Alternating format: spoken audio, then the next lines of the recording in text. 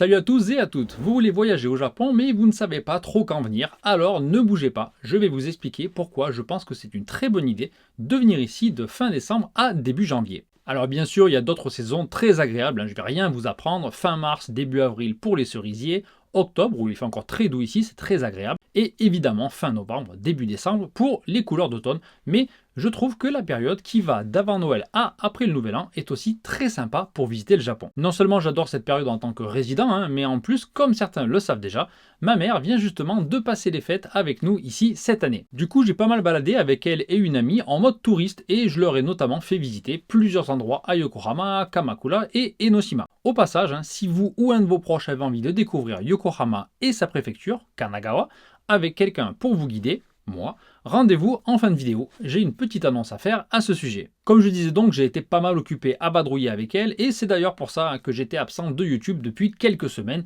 désolé, mais me revoilà et toutes ces visites pendant les fêtes m'ont vraiment conforté dans l'idée que cette saison est idéale pour voyager au Japon. Contrairement à ce que certaines personnes peuvent dire. L'autre jour, par exemple, sur Insta, je suis tombé sur le reel d'un Français qui déconseillait absolument de venir au Japon à cette période, en disant que c'était nul et qu'il n'y avait rien à faire. Je vous avoue que je suis un peu tombé de ma chaise et je suis pas du tout d'accord avec lui. Et je vais vous expliquer tous les avantages qu'il y a à venir à cette période, mais aussi un inconvénient à garder en tête. Et d'ici la fin de cette vidéo, j'espère que je vous aurai convaincu de venir passer votre fin d'année 2023 au Japon.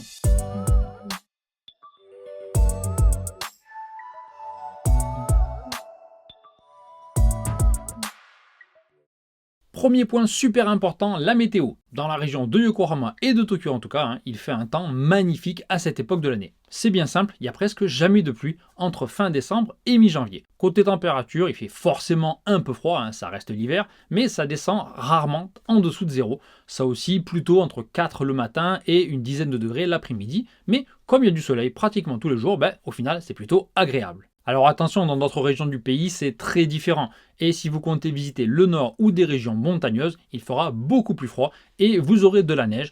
Dans certaines préfectures, vous aurez même des mètres de neige. Maintenant, si vous voulez passer un Noël blanc, vous pourrez le faire. Et si vous avez envie de faire du ski au Nouvel An, vous pourrez également. Au final, si vous passez une partie de votre séjour vers Tokyo, c'est quand même vachement sympa d'avoir un grand ciel bleu pendant tout son séjour. Et en plus, avec le beau temps, vous aurez aussi beaucoup plus de chances de voir le mont Fuji, que ce soit du Shinkansen, de Hakone ou de Enoshima par exemple. Deuxième point qui vaut le coup d'après moi, c'est Noël. Alors ça va peut-être vous étonner parce que certaines personnes trouvent qu'il n'y a pas l'esprit de Noël au Japon comme en France et j'imagine que ça dépend beaucoup d'où on vient en France. Alors personnellement, quand j'y habitais, j'ai jamais trop senti la magie de Noël, que ce soit à Marseille, à Lyon ou ailleurs. Par contre, c'est vrai qu'ici, c'est un peu moins festif que dans certaines villes françaises. Il n'y a pas de voiture en feu dans les rues le 31 décembre. Et puis, prendre le train, c'est pas très excitant. Les Shinkansen sont toujours à l'heure. Alors qu'une bonne grève de train chaque année pour les fêtes de fin d'année, ça rajoute un peu de suspense. Bon, je taquine un peu, vous avez l'habitude maintenant. Mais je pense que pour pas mal de monde, l'esprit de Noël, c'est surtout de le passer avec sa famille et de faire un bon repas. Donc forcément, si on est célibataire et seul ici pour les fêtes, c'est pas pareil. Mais en fin de compte, ça n'a pas vraiment de rapport avec le pays. Et d'ailleurs, côté illumination, le Japon n'a rien à envier à la France. Il y en a de magnifiques un peu partout dans le pays, et notamment, bien sûr, dans certains quartiers de Tokyo, à Yokohama ou à Enoshima. D'ailleurs, Enoshima, c'est du 23 novembre au 28 février, donc vous pouvez encore y aller si vous êtes ici. Ensuite, toujours dans ma préfecture de Kanagawa, vous avez d'incroyables illuminations au lac Sagami avec carrément 6 millions d'ampoules, c'est vraiment magnifique. Et puis il y en a aussi à Osaka, à Omori, à Nagasaki, bref, un peu partout. Je ne vais pas toutes vous les citer, mais si vous cherchez illumination Japon sur le net, vous en trouverez des tonnes.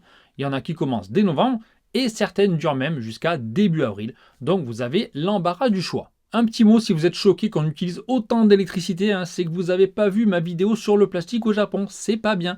Donc je vous conseille d'y jeter un œil, puisque j'y explique notamment pourquoi la sobriété énergétique, c'est pas vraiment un concept implanté ici. Je vous mettrai le lien en fin de vidéo, vous n'aurez qu'à cliquer comme d'habitude. Pour en revenir à Noël, en plus des illuminations, vous avez aussi de magnifiques sapins dans les centres commerciaux, des patinoires en plein air et même des marchés de Noël dans certains coins.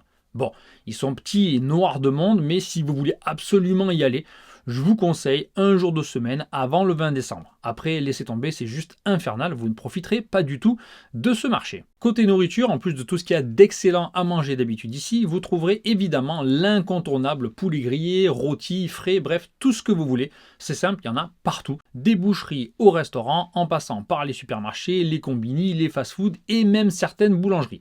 Nous, par exemple, les années précédentes, on achetait un poulet rôti dans une espèce de gros pain et on passait ça au four avec de la sauce, c'était super bon. Voilà. Cette année, ma mère était là, donc on a acheté un poulet entier et elle l'a farci et on s'est régalé. Tout ça pour vous dire que si vous voulez faire un bon repas Noël, je trouve qu'il n'y a pas vraiment de différence avec la France, c'est tout à fait possible ici. Un autre truc sympa, c'est qu'à cette période, il y a aussi plein d'enseignes comme Starbucks ou Disney par exemple, qui vendent des objets aux couleurs de Noël. Troisième raison de venir ici, le réveillon du jour de l'an.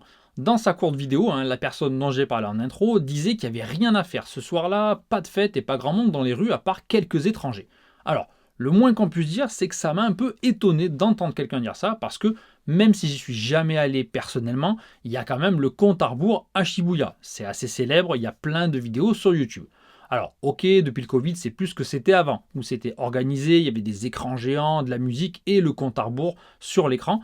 Mais même si ça a encore disparu cette année, il y avait encore des milliers de personnes rassemblées pour l'événement et l'ambiance semblait vraiment très sympa. Pour info aussi, il se plaignait qu'il n'y avait pas de feu d'artifice à Tokyo, alors je sais pas, peut-être qu'il n'y en a pas, mais en tout cas, il y en a un à Yokohama. Donc, si pour vous, le feu d'artifice est quelque chose de vital pendant cette période, eh bien, venez à Yokohama. Après, pour les feux d'artifice, ça reste évidemment une histoire de goût, mais perso, quitte à en regarder un, j'aime autant aller voir ce qu'il y a tout au long de l'été. Il y a des stands de nourriture, il y a des gens en yukata, il y a des danses, on pique-nique et on y passe plusieurs heures. Je trouve quand même ça beaucoup plus sympa que de rester debout 2 heures dans le froid un 31 décembre pour voir le feu et puis rentrer à la maison. Sinon, si vous voulez faire la fête, là aussi ça n'a jamais été trop mon délire, mais la plupart des clubs organisent des soirées spéciales compte à rebours le 31 décembre. Donc contrairement à ce qu'il disait, si vous voulez faire la fête pour le réveillon, vous pouvez sans souci, au moins dans les grandes villes à mon avis. Et si vous n'êtes pas trop fêtard comme moi, mais que vous voulez quand même sortir pour marquer le coup, eh bien le 31 décembre, après un bon repas de réveillon au restaurant par exemple,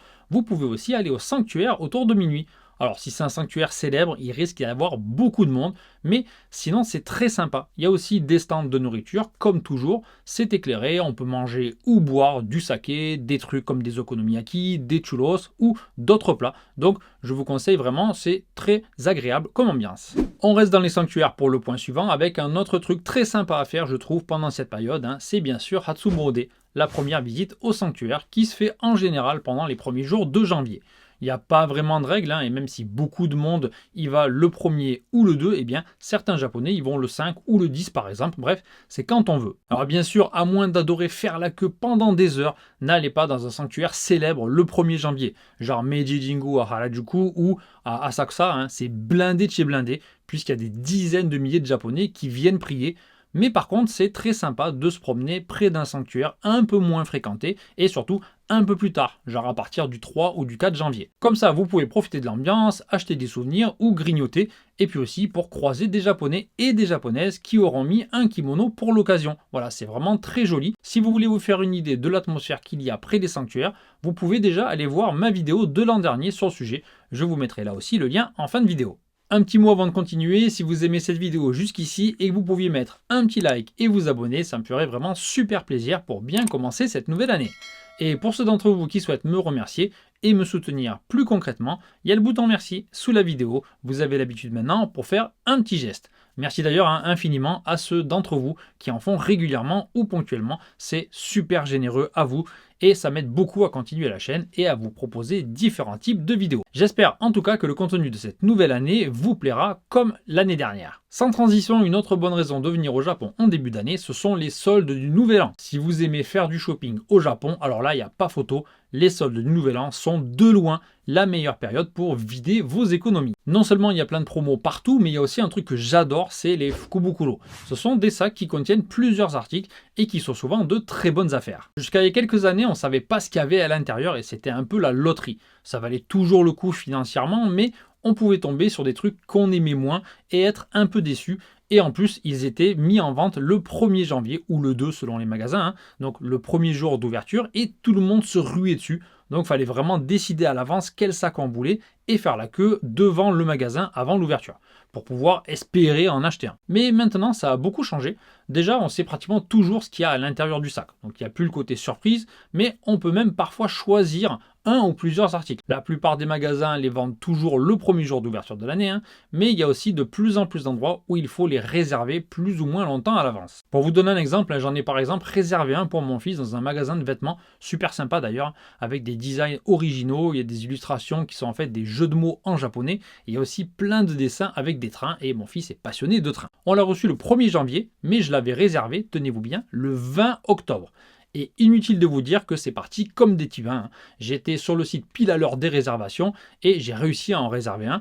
Et ça valait carrément le coup, puisqu'on a payé 11 000 yens et qu'à l'intérieur, il y avait plus de 25 000 yens de vêtements. Voilà, c'est un exemple parmi tant d'autres, mais c'est pour vous montrer qu'il y a énormément de bonnes affaires à faire pendant cette période. Alors attention quand même pour l'électroménager notamment, il y a souvent des baisses de prix ou des fukubukulo et c'est parfois intéressant, mais il faut quand même se méfier. Leurs sacs surprises sont aussi souvent des occasions pour eux de se débarrasser de stocks de produits pas forcément récents ou pas forcément très intéressants. Bref, vérifiez sur le net avant de craquer si vous voyez un truc tentant quelque part, mais globalement à cette période, il y a quand même moyen de faire plein de très bonnes affaires, que ce soit d'ailleurs un côté vêtements, côté bouffe, électroménager, bref, dans tous les domaines. Donc, c'est une raison de plus de venir au Japon à cette période, surtout si vous comptez acheter des trucs ici, que ce soit d'ailleurs des souvenirs ou d'autres choses dont vous aviez déjà envie. Dernier truc sympa si vous restez au Japon jusqu'au 2e lundi de janvier, c'est la cérémonie du passage à l'âge adulte, c'est Jinshiki, comme on dit ici en japonais.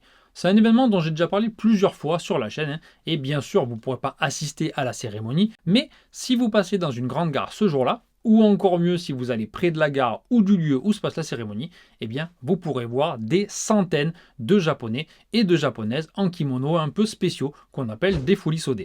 L'an dernier, j'étais à Shin-Yokohama ce jour-là, par hasard, j'avais complètement oublié que c'était ce jour-là, et il y avait des hordes de jeunes en kimono, et c'était vraiment magnifique, c'est très coloré, c'est super joli. En tout cas, moi, j'adore ça. Alors bien sûr, si vous voulez les prendre en photo de près, demandez-leur poliment. Certains accepteront probablement, et puis s'ils refusent, bien sûr, respectez leur choix, s'il vous plaît. C'est un jour important pour eux, donc ne faites pas non plus les relous. Alors tout ça, c'était les points positifs, mais comme je l'ai dit en intro, tout n'est pas rose, évidemment, et il y a aussi un inconvénient. Le truc, c'est qu'à cette période, en plus des vacances scolaires qui commencent en général juste après Noël, parce qu'ici Noël, c'est pas un jour férié, eh bien, l'immense majorité des Japonais ont des congés entre les tout derniers jours de décembre et le 3, 4, 5 janvier, ça dépend des années et ça dépend des boîtes. Donc je vous déconseille par exemple d'aller dans un parc d'attractions pendant cette période, ça risque d'être très très rempli. Il vaut vraiment mieux y aller à mon avis avant Noël ou après le 4 janvier, une fois qu'il y a eu la rentrée.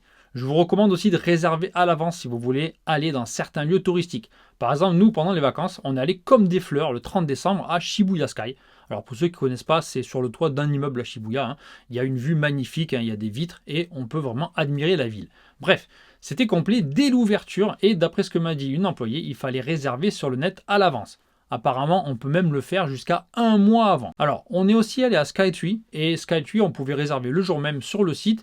Et si on arrivait directement sans réservation, on pouvait toujours monter au sommet, mais il fallait faire 1h30 de queue. Autre conséquence, c'est que comme une grande partie des Japonais rentrent dans leur famille pour y passer les fêtes, eh bien, les Shinkansen et les avions sont pleins à craquer pendant quelques jours, à l'exception notable du 1er janvier en journée. Tout le monde est dans sa famille, donc il n'y a pas foule dans les trains et dans les gares. J'étais d'ailleurs à Shin-Yokohama le 1er janvier cette année et il n'y avait pas un chat, alors que 2 jours avant, c'était une véritable fourmilière. Donc si vous pouvez, autant éviter de trop se déplacer à ce moment-là, pile quand tout le monde voyage, mais si vous voulez quand même, ça reste évidemment possible. Par contre, c'est une des rares périodes de l'année où je vous conseillerais tout de même de réserver une place à l'avance ou d'arriver bien avant à la gare si vous n'avez pas de place réservée. Le reste de l'année, honnêtement, à part la Golden Week et éventuellement au bon en été, ça ne sert pas à grand chose de réserver une place dans le Shinkansen. Il y en a un toutes les 5 minutes, même parfois plus. Donc, vous attendez sur le quai comme pour le métro et vous prenez celui que vous voulez. Et puis s'il y a trop de monde devant vous, vous laissez passer et vous prendrez le suivant et ça le fait sans problème. Dernière conséquence directe des vacances pour tout le monde, c'est que pendant quelques jours, début janvier, j'ai l'impression que le prix des hôtels augmente. C'est assez logique puisqu'en plus des touristes, il y a aussi beaucoup de Japonais qui voyagent dans leur famille ou pour faire du tourisme. Ça dure pas très longtemps et en général, le 4 ou le 5, ça redevient à peu près normal, je dirais.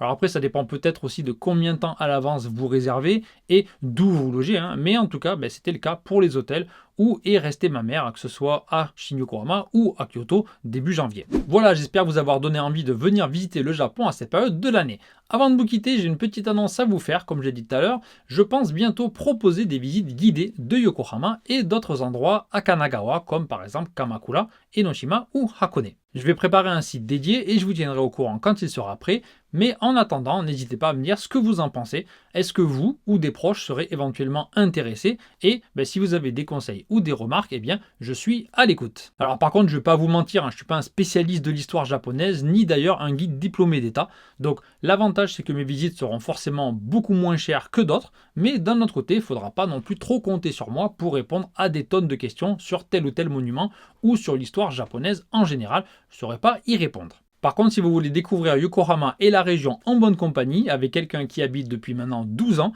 et qui parle évidemment suffisamment japonais pour se débrouiller pendant la visite, pour vous guider, vous aider éventuellement à faire du shopping ou réserver de bons restaurants où vous n'iriez pas forcément en étant seul, eh bien, je suis votre homme. Et bien sûr, on pourra discuter du Japon en général et passer un très bon moment en découvrant le coin, je l'espère. Voilà, c'est tout pour l'annonce, c'est tout pour cette vidéo. Merci d'être resté jusqu'au bout et à bientôt pour d'autres vidéos sur le Japon.